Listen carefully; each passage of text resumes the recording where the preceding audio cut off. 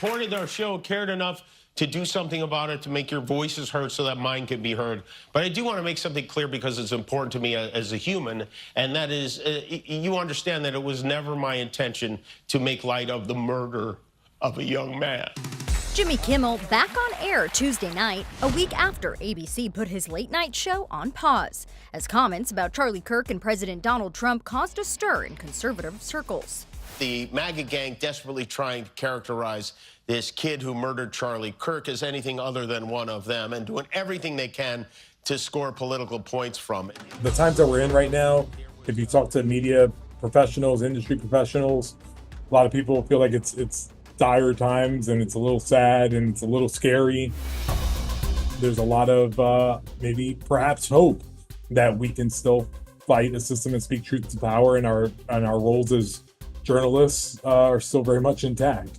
The individual licensed stations that are taking their content, it's time for them to step up and say, this, garbage, to the extent that that's what comes down the pipe in the future, isn't something that we think serves the needs of our local communities.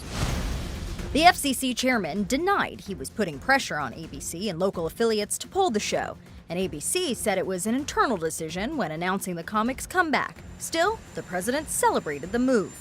I think Jimmy Kimmel's terrible. You know what suspended him? His talent. You know what else? His ratings. I want to thank the people who don't support my show and what I believe, but support my right to share those beliefs anyway. For telling their followers that our government cannot be allowed to control what we do and do not say on television, and that we have to stand up to it. His contract is coming up soon for renegotiation.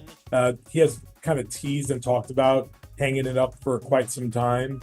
When you think a lot about what has happened and what's transpired over the last year, it kind of gives him an easy out to do that.